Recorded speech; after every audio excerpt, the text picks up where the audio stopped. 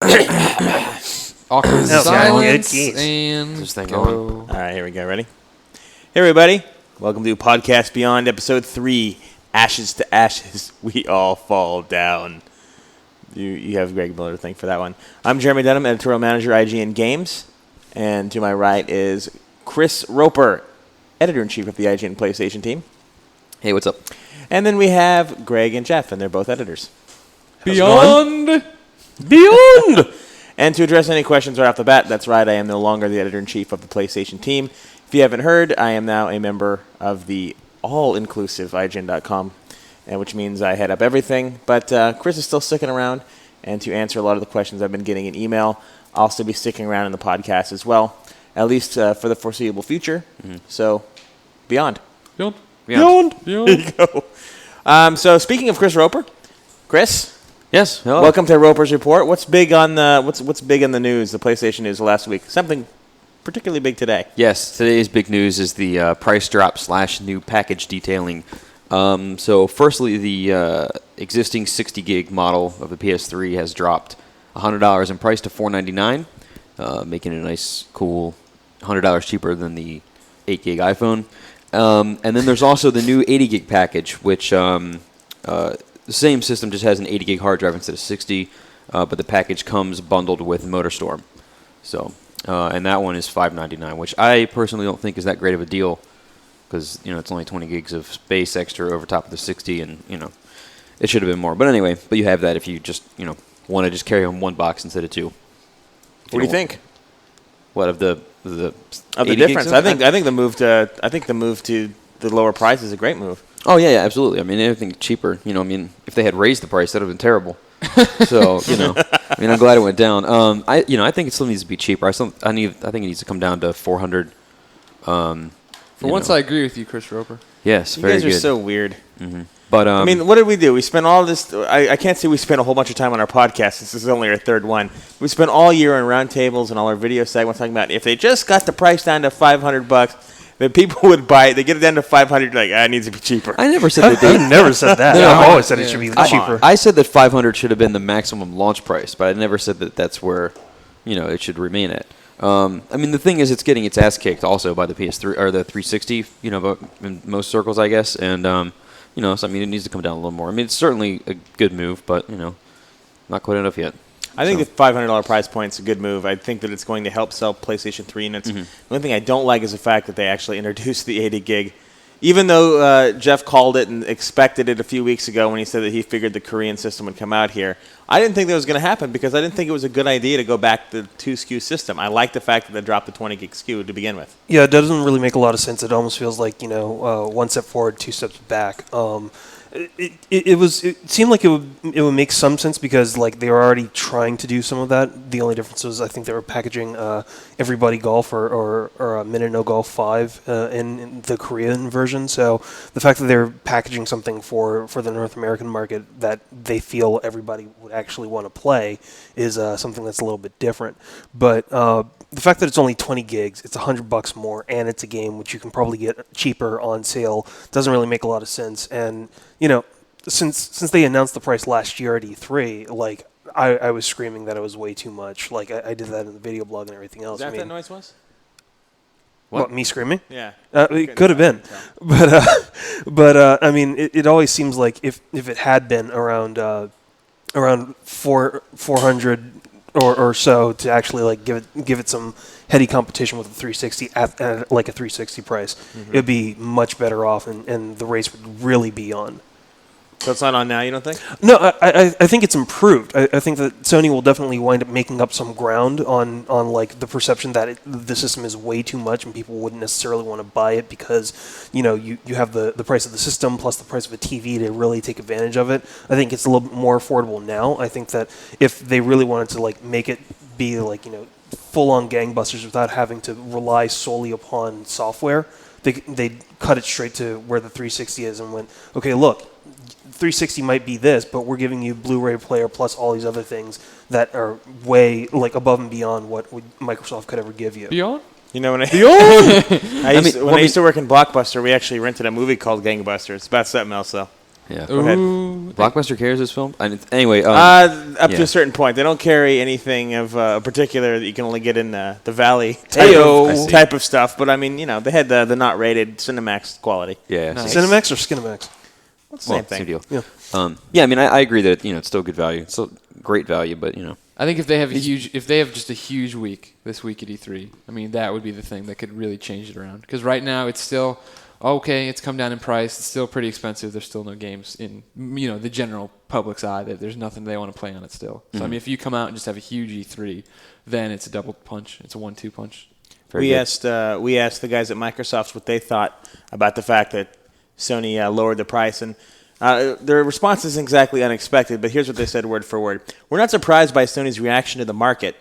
We'll see if it makes a difference. It's interesting to note that they've significantly dropped the price in the first 8 months, while Xbox 360 has continued to sell well at our launch price for more than a year and a half. We're where we want to be right now.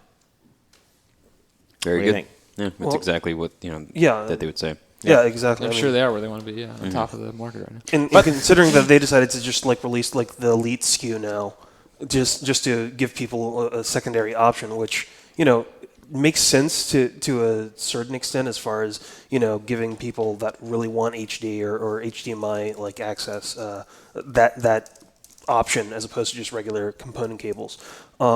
It's one of those things where they can essentially tailor and tinker with it now that they've actually phased out their old school core system for just baseline premium and now the Elite system for Microsoft. So bottom line, is this going to move units, this big price drop? If they have a big week, I think so. You think that the week is dependent on what happens? I do. I think if you leave it right now and they just come out and they have a mundane press conference, then no, I don't think it changes all that much. I think it will move systems. I don't think it'll make them fly off the shelves, but it'll move more than the ones that have just been sitting in stores from now on. If they really want to push them out the door, later on this year, they cut it straight to a 360 price and go, the race is now on. Bring it. That'd be huge. You better bring your best games because we've got 120 or however many they're going to announce coming right down the pike for all of these systems. I don't think the 80 gig system is going to appeal to anyone outside of anybody who already planned on getting a PS3 anyway, by the way. Mm-hmm. I think it's just kind of justify the fact that they were almost ready to spend $600 now that they're getting MotorStorm and 20 extra gigs. Like, okay, now I'm going to finally do it. Yeah. And in terms of new users, I'm not sure the 80 gig unit's going to move it. But I do think that the $500 SKU, the 60 gig, will start moving a lot faster than it has been before. So it'll be interesting to see where that goes. Mm-hmm. Now, what else happened? Well, let's see. By the way, before you get into that, let's explain to our listeners exactly what's going on here. here. Oh, good. I was waiting for something. Yeah. Well, a couple of things. Don't break the fourth wall again. A couple of Don't things. cross the street. Number one, if we sound different or if you hear sort of the occasional rocket launch in the background followed by the landing, it's because we're in the L.A. or I should say Culver City office where Matt and gang usually records the Nintendo press conference or the Nintendo podcast. And we do mean gang. They're wearing colors right now. Mm-hmm. And so we don't know how anything works here or exactly what's going on, but it's in a very echoey, large room with sort of a random... There's nothing, random air conditioning. And also, if I can just say, we're kind of perturbed because we actually recorded this podcast about 2 or 3 hours ago, and then a Mac of all things didn't cooperate. Brick! Yeah. And we so lost it. now we're doing it all over again. Mm-hmm. But on the plus side, me and Chris Roper aren't hungover anymore. That's true. They were hungover the first time around. That helps. We've had a meal since then. The first 20 minutes of the podcast was just them going, it sounds good. It's 500. Like it's bright here, isn't it? Yeah, this is definitely the more lively one. So what else happened this week? And even though it's Monday and last week, Katamari fans will be sad to know that beautiful Katamari was canceled for the PS3. No. Yep. It's still coming to the 360, and I guess now it's coming to the Wii, but no longer coming to the PS3 for whatever reason. I don't know. It seems strange to me that they would do that. I'm wondering if maybe there's going to be some totally different package they're going to release in the future that's got a different name or something. I don't know. But anyway, the game as it is right now is canceled on the PS3. Well, I do know that the team behind Katamari is working on various projects as they have been for years, just kind of tinkering with ideas. I'm sure they've got plenty of stuff coming in the next few years, and so hopefully PS3 users won't be left out in the cold the next time. I am disappointed as I wanted to see it on PS3. And, Oh yeah. I think PS3 users are probably going to be very pissed off about that, considering the fact petitions that are already starting. The series online petitions. The series was born on PlayStation 2. Yeah. Can you imagine how awesome it would be to actually use the 6-axis for rolling up your own Katamaris? I mean, it's tailor-made. I don't think words could describe how awesome that would be, Jeff. I know. Yeah. I think we need a I bet moment it of would silence. Oh. Moment of silence. Always a negative, man. Okay. This is not the three red lights. We don't have moments of silence there. That's true. So the another small bit of news, Bethesda announced today that they're sort of re-releasing, in a way, Oblivion, even though it's only been out for 3 months on the PS3. So there's going to be the Game of the Year edition, which has Shining Isles and Knights of the Nine expansion packs built into it. Although the Knights of the Nine was already in the PS3. it was already in the PS3 game. So you're only getting really Shivering Isles as the add-on. But it's going to have a nice new box and whatever else. If you didn't get the game before, wait for this. It's September though. So you have to wait till then. Shivering Isles is a big enough add-on though to really count for something. Yeah. I mean, that was the last thing I was playing before my Xbox decided to blow up, and I can't get it to work since. But there's a lot to it. I mean, you go into a whole new world. It's not just you go into a dungeon and that's it. I mean, there's a whole bunch of stuff in there. So that's a good addition for them. I think that what really surprises me is it looks like Bethesda's not supporting downloadable content at all on the PS3 version. Which So there's I think no surprised a lot of Ori people. or any of the other add-ons in the Game of the Year version? I don't know. I haven't played it. Because that would, I'm expecting to get that before I go for the PS3. Wasn't really clear. It just said that you're getting Knights of the Nine, and you're getting that, and then other than that, they weren't really clear on what else you're getting in there. I would expect the rest of the downloadable content to be in there. I would hope I'd it would hope, be. but It's been around forever. I don't know. What else happened, dude? That's pretty much it. Last week, it was kind of quiet because this week is E3, obviously. So, there weren't a whole ton of announcements. So, it's pretty boring week. There was no PlayStation Store update on Thursday to speak of, really. Prepping for this week, yeah. So, I would assume that, there's going to be some stuff, but I expect a pretty meaty update this week with things hitting the PlayStation Network as far as like trailers and demos and all kinds of stuff. So, even though we missed last week, there should be a pretty big update this week. So let's talk about the big topic this week, and that's, of course, Sony at E3. I realize we talked about this on our first episode 2-3 weeks ago, but we talked about it earlier this and morning. earlier. And So no idea horse. stealing either. You can't say, I liked what Greg said earlier. I'm going to happen to say what he said before him. Me and Roper talked earlier about trying to remember what the other person said and switch it all around. Yeah. So really, what do you guys expect at E3? And from a first-party perspective, what is Sony going to bring to the table, Jeff? I think that they've got to bring a really thick catalog. Wait, this is a family show.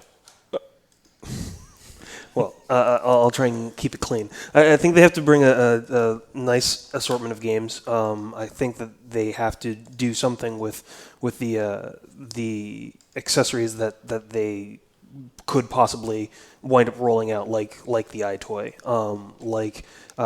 doing things with the possible PSP redesign.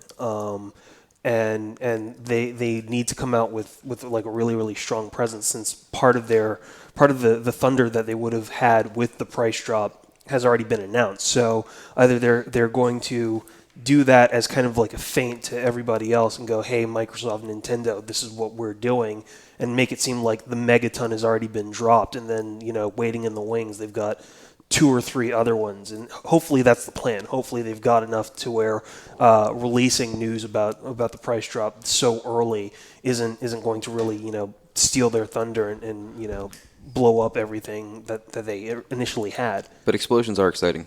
Explosions are great. It's true. What do you think they're going to have, Greg? Big news.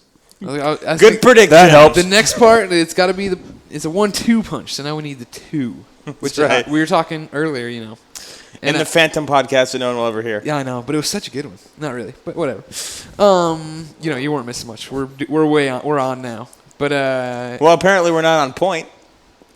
Taking you 2 minutes to tell me what the hell you're trying to say. that's how I talk in general. Anyways, I think Roper had mentioned earlier the Rumble controller, and then I was thinking hopefully something about Metal Gear. I mean, some just big news that you could come out and say that, Metal Gear, everything you've heard about it is untrue. It's coming out this year still. Tomorrow. Yeah. My God, Megaton! Beyond!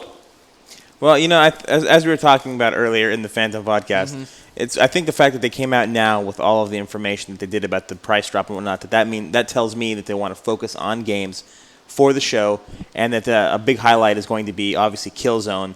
the game they've been hyping up for 2 years now. They're really kind of giving us a little bit of a taste at GDC, and now is their chance to show it. I think that that's going to be the main focus. I also wouldn't be surprised to see them pull out a new IP or two, a brand new game that no one saw coming, and say, hey, check this out. We're also working on this from a first-party perspective. And I agree with Jeff. I think we're going to see the PSP redesign. My only concern, of course, is that it's going to be just a moderate redesign, maybe smaller and lighter, nothing else, not really a big overhaul like what the system really needs. Which, if they do that, it's going to be probably one of the largest mistakes that they could have done. Because, I mean, that's one of those situations where the system by itself, it screams out for another analog stick, like memory, larger battery life. I mean, like, there's so many things that you could actually do to that system to actually make it compete with the DS. And there's just so many things that people have wanted. And if they only make it smaller and lighter and that's pretty much it's almost like a slap in the face. I mean, it's like, why would you even want to buy the redesign? You're not really getting anything special out of it. Well, if they bring it out at a cheaper price, and of course we're talking about this as though we already know, which we don't, but if they brought out something like that at a cheaper price, I think that would do. I mean, look at how well all those GBA redesigns did. I mean, over and over again. There's like 1,000 versions of the Game Boy, and people kept buying them, so maybe they're hoping to kind of buy into that market a little bit, the whole collectible little slight alterations. So this is all hypothetical. For all we know, they're going to come out and bring out a new PSP that has 6 analog sticks, and it's you bigger. Control it with your thoughts. It's a boogie board. Yeah. I said this earlier today, but what I would actually like to see in it is somebody, I think it was you, Jeremy, had mentioned connectivity between the PS3 and the PSP, and I would like to see something. I think this is kind of a long shot, but to have like the 6-axis tilt built into the PSP, and then with an extra analog stick and more buttons, so that it mimics the 6-axis in a lot of ways, so that you could play games fully with the PSP as you would a 6-axis, but you have the screen there. That would be awesome. You could do some really cool things between there, sort of like a highly, highly advanced version of what you used to be able to do with the Dreamcast and the VMU. You could have stuff. You could pick plays, playbook stuff for Madden. You could have alternate views in racing games, whatever. Sort of like the defunct F1 thing was supposed to be. You could do a lot of really cool things with that. Well, now's the time for Sony to do something to really kind of show off the PSP, PS3 connectivity right now. Because if you remember last year, they hinted at it with the failed F1, I guess, demo, you could say. Yeah. That never really worked. And then, but I mean, if they are going to announce the redesign, which we all think they're going to do, and they've already got this new price drop, and they're going to focus on games, I think that they're going to say, by the way, look what you can do with your PSP and PS3 together. Now's the time to do it. So in short, what do we think? Our prediction is, as a group, all of us agree that we think they're going to announce a new PSP redesign, right? Yeah. Big Probably, news. yeah. Big news? We think there'll be big news. Greg Miller predicts big news. Ridge Racer 2. We know they're going to reaffirm the price drop. Obviously, they're going to talk about that. It could be my crazy hope, but I think they'll say something about Metal Gear. They have, and I mean, as far as it being somewhere. Yeah, I think that's a good bet. Quicker. I know for a fact that they're going to talk about Killzone because that's all they've been doing for the last few months. It's going to have a big presence. I'm pretty sure that's going to be the focus of the event. And I think most of us think that they're going to announce at least one big new first-party game that they want to get out there, yeah? Well, here's the thing is a lot of their upcoming titles like Uncharted and Ratchet and stuff, they blew those out at the Gamers Day a couple months ago. So we've already seen and played those games. So, I mean, that could have sort of been the thing where they were kind of clearing the slate and said, here's a look at this game. And those games are going to be there in some fashion.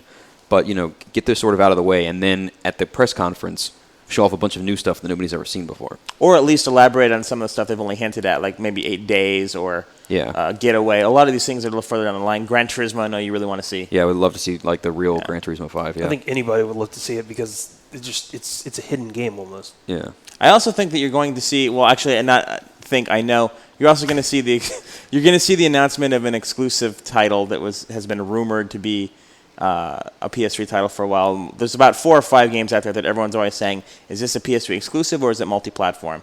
And because of our agreements, we can't really say what it is yet, but I can tell you right now that one third party in particular is going to announce an exclusive title for the PS3 that was previously thought to be cross-platform. Is it going to melt people's minds? I'm trying to stray away from that stuff now because I have no idea what melts people's minds anymore. They get worked up over the littlest thing and crazy mad about the biggest thing. So who knows? But even if people are like, well, I'm not too excited about Game X. It is a show of support. So The good That's news, beyond. The good news is you won't have to wait to the press conference to hear about it because we're going to tell you about it first. Booyah! So boom. Put that in When your... can people look for that online? They can look for it the moment the Sony press conference starts on Wednesday. Beyond. Which we also happen to be streaming live. Oh my gosh. Amazing. Why? You like that site promotion? Incredible. Nice segue. Work it. So, Hold on. What? We've glanced over something if we're doing our self-promotion now. If you want to see how me and Chris got hungover, go to my blog, Greggy-IGN for Does pictures. that include the photos of just 6 guys sitting around a campfire that's not actually burning? I think I might have that one Oh, God. somewhere. Yeah, for the longest, there was like 2 hours. There were people just huddled around the campfire that hadn't been lit yet. We were. You got to be ready for that kind of stuff. There were like 40 or 50 people there, you think, right? Yeah, there's a lot of people. Yeah, I can't believe we fit that many people in Pear's backyard. some good Yeah, it's eats, some ridiculous. good sausages, Yeah. some pretzels. Pretzels, by the way, are the perfect thing to go along with beer Well, because you can just keep eating them and then you keep soaking up the beer. And they weren't like little rolled gold pretzels. No, These they- were like, yeah, you no, know, like the stadium real pretzels. deal. Yeah, ballpark type pretzels. They were excellent. Hot dogs are pretty good with beer too, man. Yeah, that's not bad. Yeah. But the pretzels, I think you can just keep eating them. But yeah, all is well. It's pick of the week time, pick of the week. Mm-hmm. I think we all know what it's going to be. Stadium Yes. pretzels. Stadium pretzel. So what a close runner-up was Ninja Gaiden Sigma, a game that Chris reviewed 2 weeks ago now, but it came out last week. Mm-hmm. I know you love this game. All of us who've played the game like it. Yeah. It's, Tell us a little bit about it for those who somehow have not yet heard of it. Well, I mean, if you've played the Xbox game, Ninja Gaiden or Ninja Gaiden Black, it's basically sort of a remix of those with some extra new stuff. There's some new areas. You can play as Rachel now, who was just a cutscene character in the first game, and Though her name is misspelled. yeah, well, whatever. What's that about? Anyway, but yeah, I mean, it's a really fast action game. It's challenging. It's tough. There's a lot of stuff to it. It's long. Yeah, it's a fantastic game. So What's if you the did, I mean, even if you played the Xbox game, if you got a little bit of extra money laying around and some games to trade in, it's still totally worth playing because the game holds up incredibly well. What's its strongest attribute? What do you think stands out about it more than anything else? I mean, the camera's kind of bad, which is sort of half of this, but the controls are pretty much dead on. Yeah, I mean, it's fantastic fun to play. So. Have you guys had a chance to try it out yet, or is Chris and I the ones who've played it? No, I've played a little bit of it. Yeah, I played but it on that's the demo all stuff. About it. It's good. You should Yeah, get it. it's Everybody, awesome. Don't stop believing. Go get it. Right now. So you know what that means. It's time for Reader Mail. Read them out. Beyond. Bill? We need a cool, catchy segment for Reader Mail. We don't have a little need a name, moniker. yeah. Because IGN PSQ, we've decided we're going to reserve for specific games that we're going to have Q&As on. Mm-hmm. So that won't be it. So if anybody out there has a good idea for what to call our Reader Mail segment, tell Chris because I'm not going to pay any attention to it. Mm-hmm. Anyway, here's our Reader Mail. What about Mail Station? Mail station. That's okay. Say station. I don't know. That's pretty awful. Yeah. I'm going to say that Jeff made up that one. Yeah, he did. Oh, hell. Okay, let's go. Anyway, let's get to him. our first one, speaking of Jeff's, is from someone named Jeff Ramsaroop. And he asks, well, it's more of a statement really, but it says, Team Eco has proven itself to be one of the greatest developers of the last generation, creating games that are not only superb, but also defining pieces of software for the PS2. There have been rumblings of a PS4 remake of Shadow of the Colossus. Well, I would love to see that remake. Do you think it's worth it as a gamer to forego whatever new idea the Eco team would be working on for them to do this remake? No. I mean, I love the hell out of the game, and I loved Eco, but I don't think they're going to do a remake. I think and it wouldn't be worth it. I want to see whatever they're doing next. I think the most that you would ever see of a remake from that game anytime soon, at least, would be sort of a special edition re-release that the game renders truly in HD and you're not using the PS3 upscaling. Maybe enhanced textures or something, but it would sort of be like this small, little collector's edition type thing for the PS3. But, Sony lets that team do whatever they want, and they're going to go and make something new. And that team is all about originality, too. So I Yeah. don't think that you're going to see them even attempting a remake. They want to do something new. They want to work on something that's interesting and hasn't been seen before. And we do know for a fact that they are working on at least 2 projects right now, so we'll see what happens down the line in the next several years where those go. Omen20 says, Jeff, do you think the PlayStation Eye will be a success? What do you like and dislike about it? And do you see any big games like MGS4 using it? And plus, how would you like to see it used? Oh, and are you a fan of the original iToy? Oh, and by the way, are you a fan of the Wii? Let me see if I can even remember some of those questions. I think that the iToy probably will be used in a couple different ways. I think for MGS4, it seems like it would make sense that you use it for the snatcher-like droid that Otacon gives Snake. Whether that happens to be you using some part of the iToy camera to manipulate something within like your field of vision or whatever, so that you have some kind of interaction with the game or something else, is completely uncertain. But it would seem like it would make sense that they'd have that kind of functionality in it.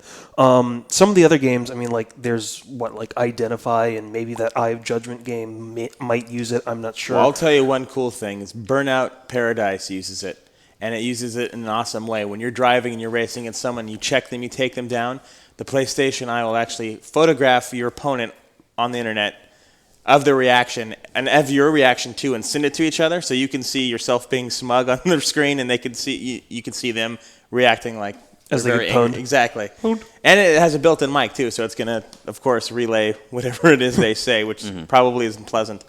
So I mean, there are applications being used out there. Are you a fan of the Wii, Jeff?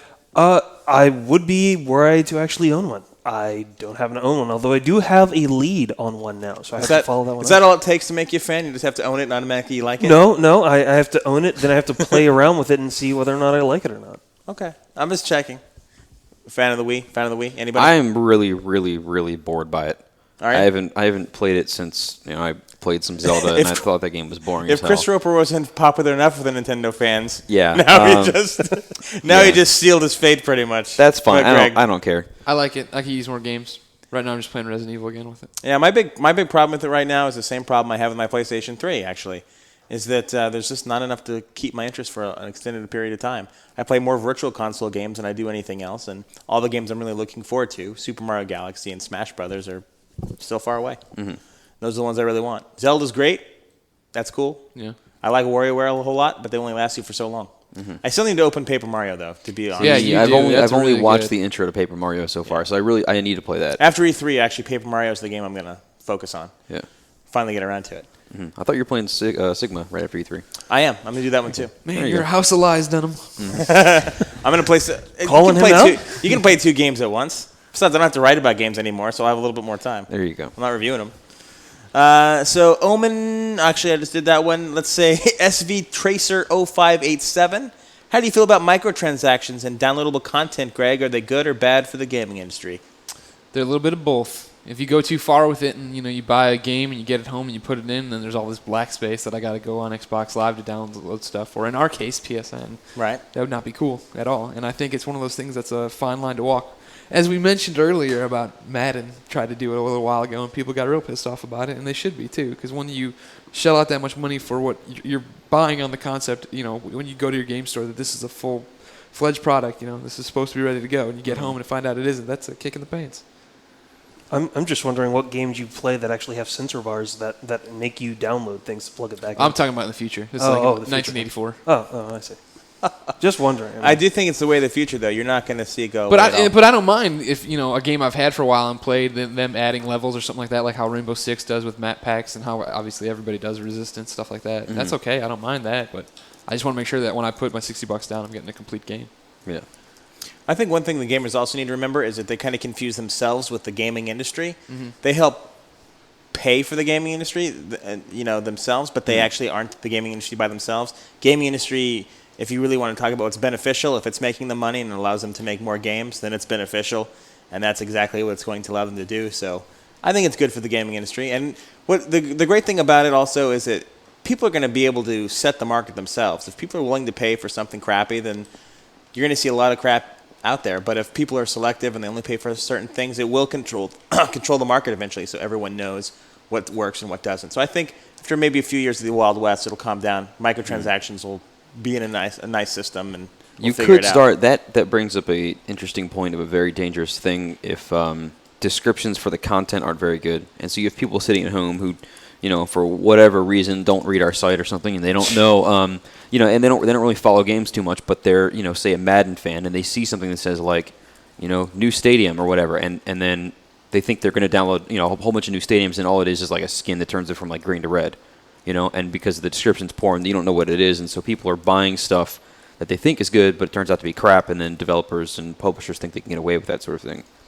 So hopefully, hopefully descriptions keep it up, and there aren't any sort of like, trickery involved there. But we all agree they're not going anywhere, right? Yeah, But hopefully it's also not the purview of somebody who's just solely a marketing like twerp who decides, hey, maybe we could just do something like this, and the kids will buy it and take it and run with it, and it'll be great. Because I mean that's kind of what happened with the whole Madden thing, which really pissed off a lot of people. That you had this guy who was just basically sitting there going like, well, yeah, we know that there's a market for it, so people are going to buy it, and then they just started releasing shit. And the problem is that like there's certain elements where you're just like, if you're going to spend that money, especially on things that should already be in the game, then that's almost like a how dare you actually try and squeeze more money out of the consumer. But if it's going to be something like, some of the supposed proposed episodic content in like GTA 4, or some of the things that actually gives you a little bit of an extra return on the investment that you make, so you don't really want to just take that game back to the store and trade it in automatically for something else that you want, because it didn't last you that long. It was maybe a 10-hour experience. You're not going to get anything else out of it. Then it actually becomes beneficial. But if you have some idiot that decides that they really just want to just squeeze you for everything that you can get, and maybe withhold something just for the premise or the promise of having the ability to make a few extra dollars on the side, like after it hits the market, then it's just totally screwed up. Chris, Rogue Leader, wants to know if MGS4 is really coming out this year or not. Word's been all over the place on this one, with Konami saying it is, but many others, like myself, have said, hell no. Not quite like that, but, If it isn't coming out in 2007, then how far into 2008 will it be? Please don't say Q4, lest I go on a vicarious, murderous rampage of the entire Kojima team staff. Well, I mean, stay on target. Yeah. Well, I mean, the one thing about that game is it doesn't matter when it comes out; it's going to be huge. So Konami doesn't need to rush it for this holiday season or anything. They could release it on January 1st, and people would stop their partying and whatnot and go out and buy the game. So it doesn't matter.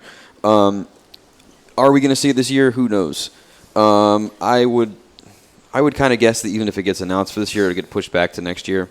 Maybe early next year. I'm hoping.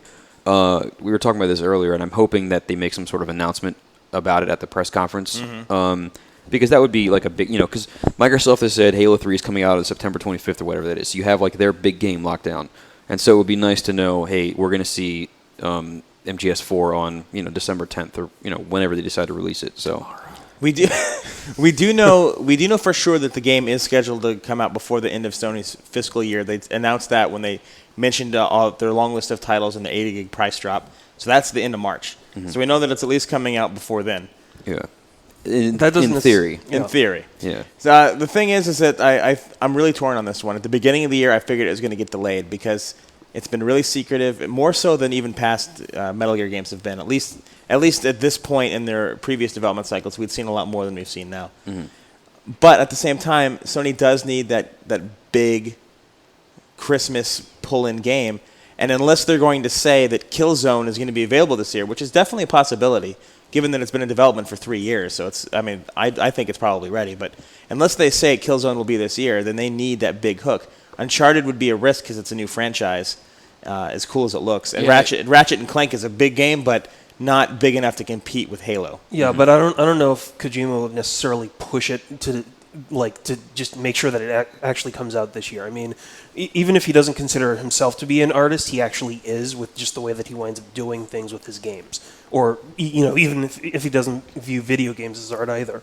So one of the things he's going to do is he's going to probably take the time to make sure that MGS4 really is the experience that it should be. Especially if, with all the things that you've seen in the trailers, it's almost like the culmination of the whole Snake franchise. I mean, there's so much more. It's the end. Yeah. There's so much more of the whole thing of essentially this is it. So if he is putting it literally in that space of there isn't really going to be anymore, this is going to be the final chapter, then he's probably not going to rush that. He's going to make sure that it's exactly what it needs to be, exactly how it has to be, and even if it's still slotted within that fiscal year, there's always the possibility that it's like, what? Just not ready. Not yet, but when it comes out, you're going to be blown away by it, and people probably will be. I can tell you this, Rogue Leader. I want it to come out sooner rather than later because last time I spoke to Kojima personally, he told me that that he wants to do. When he came over, when he got done babysitting last Saturday. When he came over to the crib, just kicking it. No, it wasn't quite like that. When we were talking last E3, he told me that he would love to do a third Zone of the Enders, but he can't do anything else until he's done with Metal Gear Solid. So I want him to finish that up right away because I'd love to see him move on to Zone of the Enders 3 and see what happens. See if Mark you Ryan don't care explodes. what Yeah. Mark Ryan would die. Mark Ryan would. Mark Ryan is editor-in-chief of our guides section, and the man has love for the Zone of the Enders series like no one you'll ever meet. I'd love to see him bring back Snatcher. Yeah, me too. Or even do a collection to kind of refresh him. Yeah. Darth Bryan, this one's for me. Darth Bryan quotes me in one of my podcast comments. In the history of the PlayStation 2, there have been 2,000 plus games. We've reviewed all of them, but roughly 40 or 50, and still get shit for the 40 or 50 we never got around to. Jeremy Dunham, IGN GameScoop, episode 39. So what Darth Bryan wants to know is the reason why we give you guys crap is because some of the games you haven't reviewed are pretty big hitters, either fairly popular or highly anticipated. Here's a short list. Devil Summoner, Dot Hack 1 and 2, Digital Devil Saga 2, Adelaide Iris 2 and 3, Romancing Saga, Shining Force Neo, Rule of Rose, Nightmare of Jiraga, Art of Fighting Anthology, Full Metal Alchemist 2, Curse of the Crimson Elixir. So one more time, huge titles. Where are the Titles reviews? that just rocked E3s in the past. Where are the reviews for these games, and why do games like this fall through the cracks? Should I hold my breath for the Nightmare of Jiraga review you promised me way back when? Should you go back on your word, Dunham? House of Lies. Well, first thing, a couple of things to clear up. Number one, Romancing Saga was reviewed by Megan Sullivan. That game is reviewed, and that review is live. So why you put that one on the list, I don't know, but it's out there. Pwned! Beyond. Beyond pwned? Two, the only games that those are actually really big, or fairly popular, highly anticipated, are with the cult crowd. And here's the deal.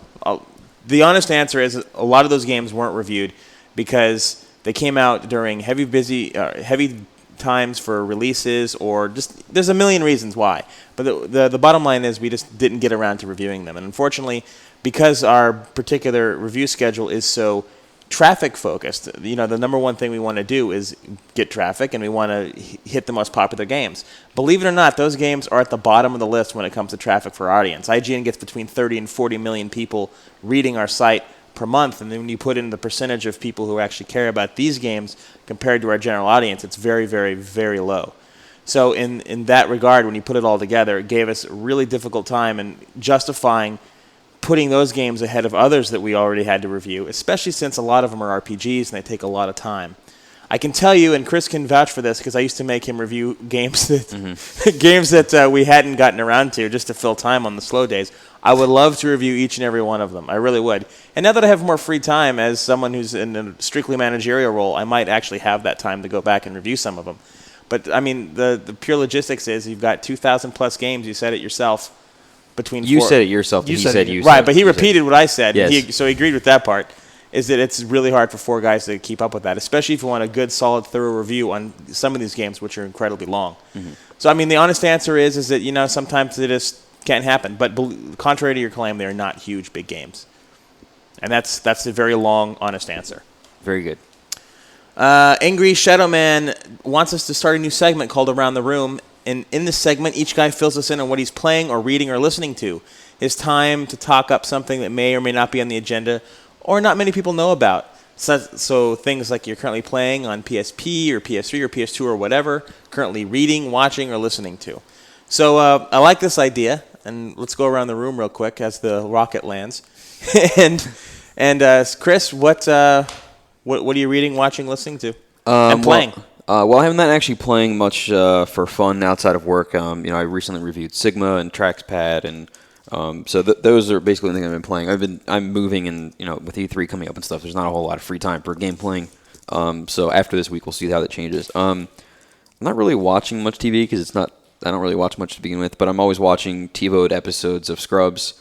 That's always a good one, especially while you sit down and have a nice McDonald's meal. And I'm actually reading this book now called, I believe this is correct, it's called The Best American Non-Required Reading.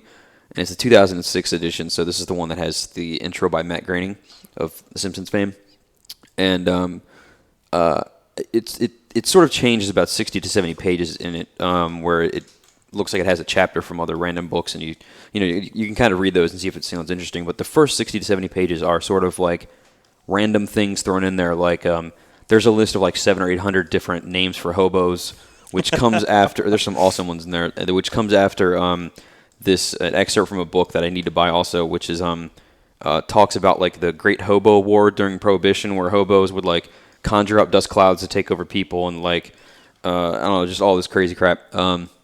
But then the book also has it's got all the Chuck Norris quotes in there. It's got just totally random stories. It's really funny. It's got a collection of really fun band names, like the one where Rocky beats the Russian. That's and my favorite is "I'm Gonna Kill You, Fucker." Yeah, that's a good band name. That's a really great band name. But so that book's so far it's pretty good.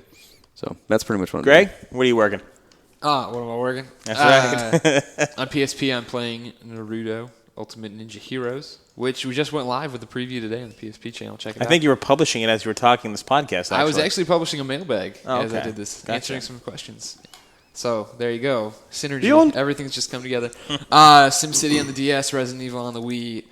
I am not watching much TV except the Colbert Report when the reception's just right. I like how you watched the Colbert Report, but because Colbert has a silent T, you actually said report with a silent T also. I like that. And I was rereading all the Walking Dead trade paperbacks, and I watched Dawn of the Dead, George Romero, again over the weekend. What do you think of the remake? I like that remake a lot. the remake. Yeah, I like the remake a lot. It's really good. What about you, Jeff? What are you working on? I've been playing a lot of Jeanne d'Arc and D&D Tactics on PSP, NCAA football on PS2. Haven't really been playing that much PS3 lately. Actually been catching up a little bit on Oblivion in my spare time. Or as Mike Tyson 360. says, Bolivian. Bolivian, yeah. Actually, I'm finally getting into the main quest. I've been messing around so many hours on side quests that it's about time for me to actually play the main quest of the game. Which quest were you doing? I literally was conquering all of the guilds and then doing just some of the random things. I mean, buying houses, fighting vampires, just random events. So I spent just a lot of time just doing that. Currently, I'm reading a book called The Great Deluge. It's about Hurricane Katrina and the idiocies and idiosyncrasies of the government, which just really pisses me off because it's my hometown. To calm myself down whenever I finish reading it, I've been listening to Nina Simone, which is great. It really, the woman can sing like in just about anything, and she's got an incredible range. And watching, I literally was watching Tales from the Crypt season 1 on my computer right before we stepped into the podcast. So Nice. As for me, I'm reading World War Hulk. Because I'm a Hulk fan, as everybody knows. Mm-hmm. And doesn't he actually come back with an army or something like that? Yeah, the whole premise was in Planet Hulk, the Illuminati sent him to another planet, and they thought they were getting rid of him to one place, and he ended up going to another one. Kind of the Gladiator theme, where he was thrown in there, and then he led an uprising and became king of this planet.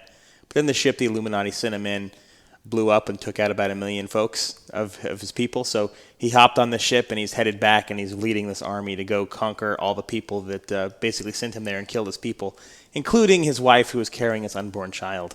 It was a great story arc, the whole Planet Hulk thing, and World War Hulk is off to a pretty good start. I like the main stuff, like the World War Hulk X-Men and the miniseries itself and Incredible Hulk, but a lot of the tie-ins, including the one with your favorite Ghost Rider, are pretty weak right now. So we'll see what happens. They don't know how goes. to use the Spirit of Vengeance. No.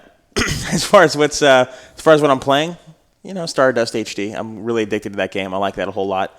And what I'm watching is The Office, season 1 and 2, getting prepped for season 3. Mm-hmm. That show is awesome. I love that show. If you guys have never seen The Office, buy season 1 and 2. It'll cost you about $40 combined, maybe $50, depending on where you shop.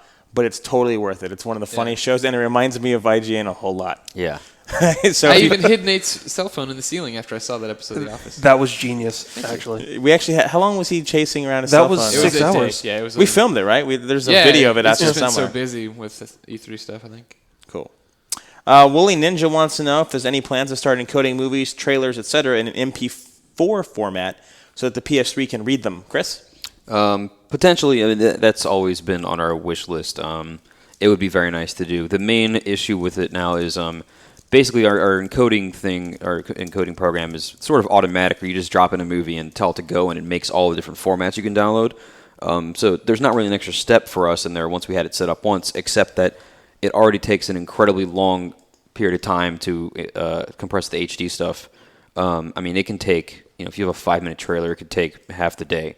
So adding on more stuff to compress, especially if you're doing HD, would just take even longer, and we'd basically run out of the ability to post as much stuff as we could, because we only have so many machines to compress this stuff. But one day that would be very nice to do. We would like to do it. We certainly would. Yeah, we'll bring it over. Don't worry. Mm-hmm. Just hang tight. We60 would like to know why we always so ignore folklore on our website, Greg. We don't. What's You're up with a that? jerk for saying it. I wrote a preview about it, and then I also put up a trailer about it. And when we get some more time with it, I'm assuming this week, I'll write some more about it probably. We have the full Japanese version. It's just it's so text heavy. No one can do anything with it. Yeah. I couldn't figure out how to get past the first 2 screens. I was standing next to some water, and I'm like, what do I do? And then I quit. Yeah, I think out of the entire, I used to be on the team, but of everyone in this room, I think I speak the most Japanese, and even I was sitting there like, I don't know what the hell's going on. Yeah, so we should get Megan over in the database team to help us out. She could do it. All right, yeah, she can help Greg. She can write the preview. Greg, get her to help you write the preview. Okay. Write it all in Japanese so nobody else can understand it. Jimmy Then Hopkins. it'll be kind of like the game, and it'll make sense. Okay. Jimmy Hopkins from Bulworth University, or school, not university, wants to know. Academy, thank you. Yeah, I beat the game, and I'm like, he goes to college. No, he doesn't. No, he doesn't. Recently, in one of your podcasts, a reader asks you whether you'd buy a PS3 or a 360. You all answered 360. WTF? The irony is, in the very same podcast, you all went on and shared your stories on 360's breaking and had to replace the he's got a very descriptive word here. Before I read the rest of the question, should I do it in our reader voice? For those of you who don't know, IGN has a very distinct angry reader voice. It's the voice that we use to describe our typical angry fanboy reader. This is not all of you, but these are the ones that get really adamant about really minute stuff that only they would get angry about. Is this the you being Tobias? Yeah, so here's the rest of it. It's like, instead of giving the readers pros and cons of both systems, you chose instead to respond with a biased, narrow-minded answer. What are you? But since when can you expect objectivity from you journalists? Okay, so that's the reader voice, from the angry reader voice. Very good. Yeah. It's morphed over time. It used to be very German. Yeah. And now it's kind of... It used to be just basically a pair impression. Now it's kind of like the hissy, nasally thing. Yeah. So anyway, take the question away, man. What was the question again? We, despite all of our problems with the 360 hardware and it failing all the time, we said to pick that over PS3 right now in terms of what system to buy. Well, I mean, really what it comes down to is the games. I mean, it's really fun to talk about, what hardware is like and what the system's capable of stuff, because that allows the games to be made. But, in the end, it's what the games are. So if there aren't any games, then, it's hard to recommend a system. I mean, we've never said that, the PS3 is a piece of crap, you should never buy it. It's going to be better down the line when there's more support for it. But, I mean, right now the 360 has more games. It has a bigger library of quality titles. I mean, the PS3 has some great titles, but, the 360 has more. So that's, I mean, if you were basically stuck with what's already existing for, like, the remainder of your lifetime for whatever reason, the 360 would be what you would want to buy. The PS3 may turn out to be better in the end, when more software is coming out. But, right now, the 360 is the edge. And we've said it a million times, folks. Games are what make a system what it is. It doesn't matter what kind of hardware you have in there, what kind of power or whatever. If you have the software, that's what matters to us. And right now, the 360 definitely has the better software on the whole. Yeah, it also has a 2-year head start over the PS3. I mean, like it's been there. I mean, even with the whole like $1 billion announcement and everything from Microsoft because of all the failed systems, it's still the one that a lot of designers and developers are working on because they know that the audience is out there for 360 a lot more, and so they're going to start working a lot more on those systems to make sure that the game's there and then port something else over. Whether or not the actual efficiency of the port or the quality of the port is going to be as good on the PS3 is still debatable, and hopefully it'll wind up becoming one of those situations where it's relatively equal development for PS3 and 360 as opposed to it just being slightly ported over without being able to take advantage of all the cell processor. Final question comes from Connor. Wants to know, hey, does the iPhone work with the PlayStation 3? No. No, we just tried it. Yeah. Apparently doesn't. It doesn't recognize it at all. There's probably going to be an update for it, if any. But as of right now, it's still too new that it doesn't pop up. Yeah. And there we go. Just like that, we're done with our reader questions. Amazing. Sweet. That was a lot quicker this time. It was, wasn't it? And that also means that we're at the end of our show. Wow. Isn't that fast? It was Beyond. fast. Wow. I guess this is our last chance to really kind of enjoy ourselves in any capacity before being beaten up by these 7 Hotel E3. Was what you said just dirty? No. You said it. Never mind. What did I say? You said our last chance to enjoy ourselves. That Well, seems kind of... Anyway. Man, you're very weird. That could have meant that we had a nice steak dinner or something. Well, maybe so. Yeah. But I don't know. I see where you're leading this. Yeah. You're basically implying that Greg and Jeff are into each other. Yes. We do share a room, and let's just say one of those beds isn't getting a lot of use. You guys do share a room, Very don't you? curious. Yes, we do. Do either one of you snore? No, You did a little bit last night. Really? I don't think so. I you were was up asleep. How throwing could you up. tell? I'm pretty sure I heard you.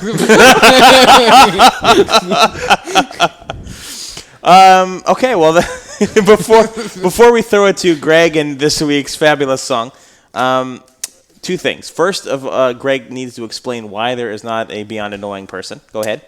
Nobody was annoying this week, really. One of the readers was nice enough to post that he liked Beyond Annoying, but I shouldn't force it every week. And I found myself this morning hungover trying to force it, to find somebody who was annoying who I could yell at. But Along in with fact, your lunch? Everybody was very nice. No, I was all right. And then the second thing is just to throw out a couple of promos your way. As you listen to this, we've already got our exclusive Destroy All Humans 3, which is actually called Path of the Furon up. The preview on that with the first HD media and screenshots. We've also got the first SmackDown hands-on. You'll see anywhere. Got some details in there. It's looking pretty good. And then we can tease tomorrow, which will include some really cool stuff. The most compelling of which, if you ask me, is we have the world's first hands-on of Assassin's Creed. Nice. Which should get people really interested in that game now that we've actually sat down and played it at length. And we also have an interview with Jade Raymond to go along with it. So for all you fans out there, and we know we get letters about her all the time. Mm-hmm. Yes, she is a real person. She's a real game producer. And she knows her stuff. And we're going to talk to her tomorrow, and you're going to see that. We also have a couple of other cool stuff. We've got some Tony Hawk exclusives coming your way. We've got a few other little things that we will save for later. Mm-hmm. And but we've got a good week in store for you, so I hope you enjoy it. And now with that, I thank you for listening, and we send you out with Greg and this week's song.